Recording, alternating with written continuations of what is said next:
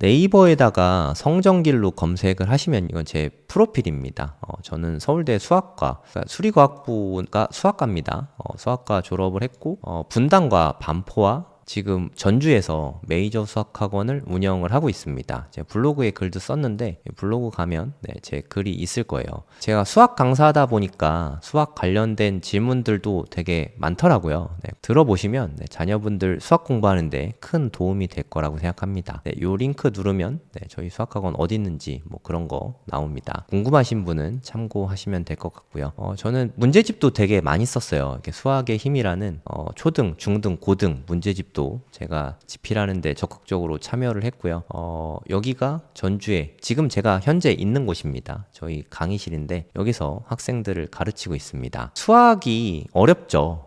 수학보다 어려운 과목이 별로 없는 것 같아요. 수학은 연계성이 강합니다. 이 연계성이 뭐냐면 예를 들어서 초등학교 때 연산을 잘 못했다. 그러면 중등 수학을 잘할 수가 없어요. 근데 반면에 초등학교 때 영어가 좀 부족했다. 그럼 중학교 때 열심히 하면 영어 점수 잘 나오거든요. 그리고 초등학교 때 사회를 못했다. 중학교 때 열심히 하면 뭐 역사나 사회 뭐 이런 거 잘할 수 있거든요. 수학은 그렇지 않습니다. 기초부터 좀 쌓아가야 되는 학문이거든요. 여기가 부실하면 여기는 애초에 쌓을 수가 없어요. 요게 수학을 잘하기가 참 어려운 부분입니다. 그래서 기초를 잘 쌓는 게 되게 중요하거든요. 빈 곳이 많으면 이 학생은 애초에 수학을 잘할 수가 없어요. 그래서 제일 중요한 게 수학을 잘하고 싶다면 지금 하고 있는 과정에 높은 성취도를 유지해야 됩니다. 이게 가장 핵심이에요. 제가 수학 강의를 학원에서 시작한 게 2006년 말부터 대치동에서 강의를 했거든요. 좀 더 일찍부터 신림동에서 시작했었는데 대치동 강의는 여기서부터 수학 강의를 시작했습니다. 뭐 제가 이거 동영상에서 캡처한 건데 이게 접니다. 수학 강의를 칠판에서 판서를 하면서 하다 보면 처음에 똑같이 시작을 하잖아요. 하지만 애들 뭐 누구는 숙제 잘 해오고 누구는 좀 안 해오고 그리고 수학의 기본기도 차이가 나잖아요. 한 달만 지나면 학생의 수준이 너무 많이 달라집니다. 칠판 강의는 똑같은 강의를 해야 되는데 그래서 의미가 없어지더라고요. 제가 2010년 10월 10일 오전 10시에 학원을 오픈했거든요. 분당에서 오픈을 했습니다. 그때는 사실 메이저 수학학원 아니고 SNU 수학학원이었는데 나중에 좀 분리가 됐어요. 이때부터는 좀 시스템을 새로 만들었습니다. 하루에 4시간을 수업을 했어요.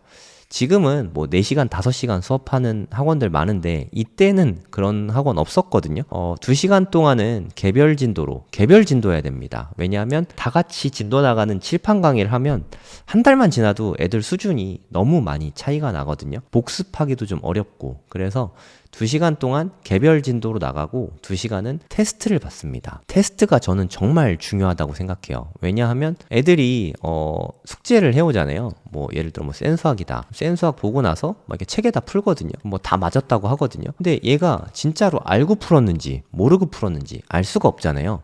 그래서 이게 실제 저희가 쓰는 메이저 테스트 캡처한 건데 여기는 다 서술형으로 나오죠. 근데 얘를 풀이 과정까지 잘 써서 완벽하게 풀었다면 잘 아는 거잖아요.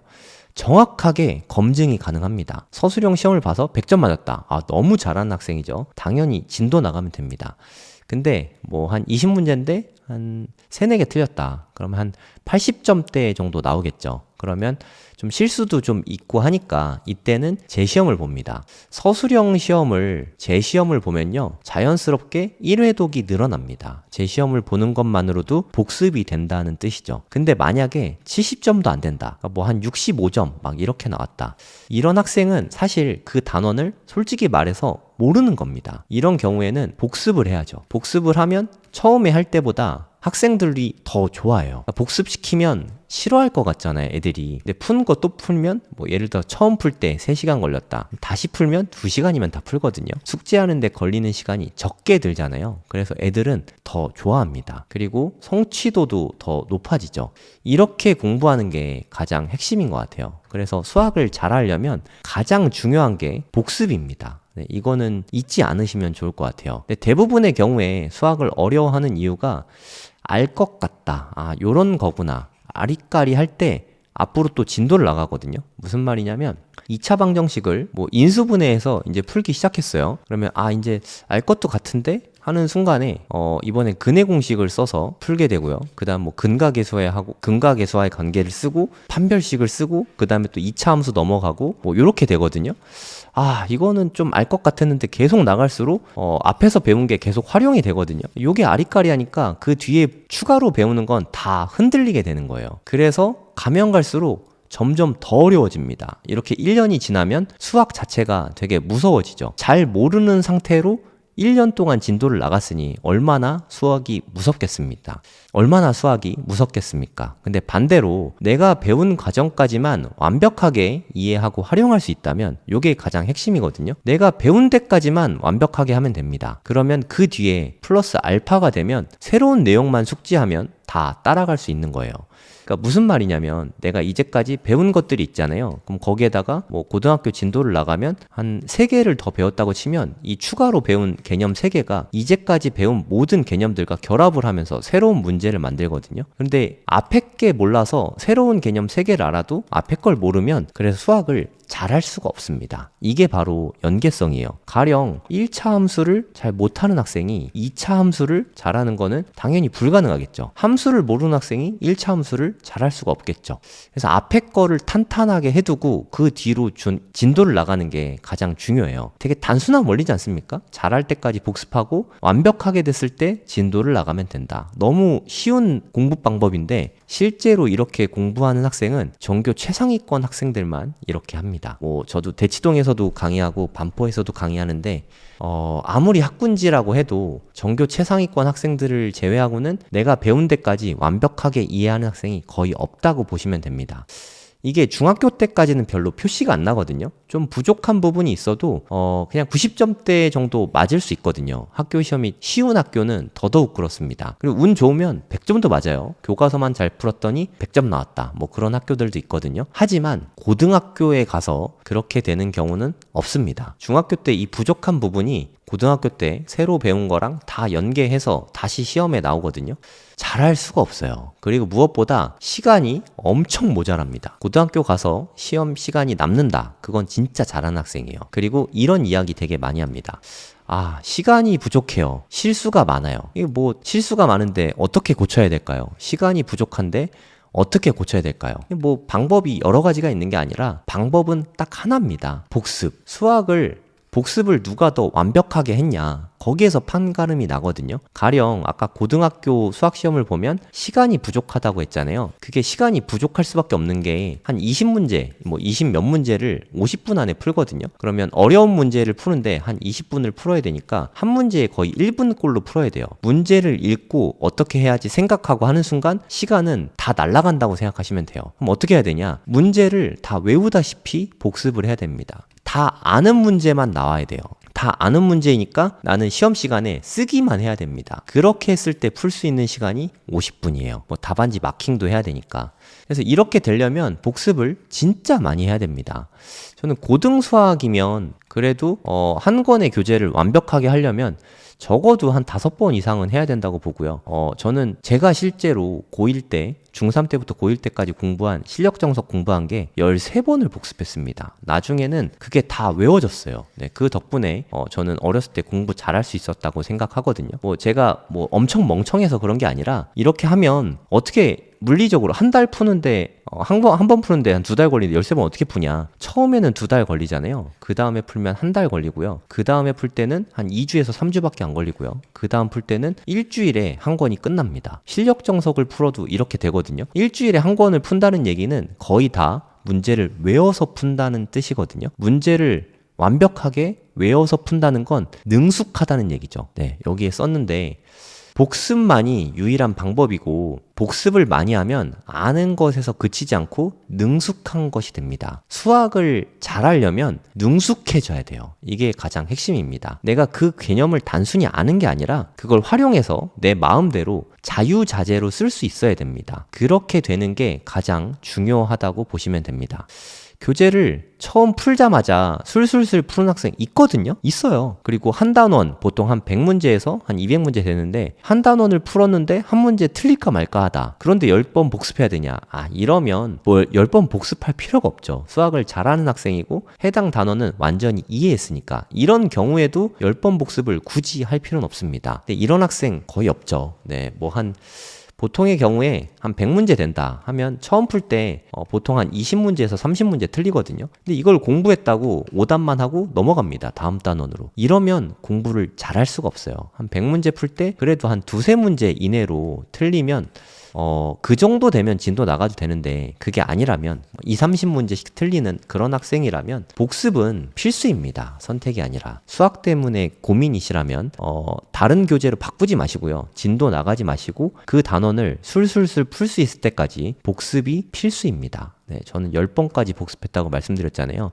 제가 이렇게 쉽게 말씀드렸지만 막상 복습하는 게 되게 어려워요. 왜냐하면 애들이 처음에는 복습하는 걸 되게 싫어하거든요. 그리고 진도 욕심 때문에 복습을 잘 안 합니다. 복습하면 진도가 늦어질 거라는 착각을 하거든요. 근데 제가 애들을 수천 명을 가르쳤거든요. 중1 때 빠른 학생이 중1 때 고1 거 하거든요. 그런데 고1 게 좀 어렵잖아요. 그래서 중2 때도 고1 거 합니다.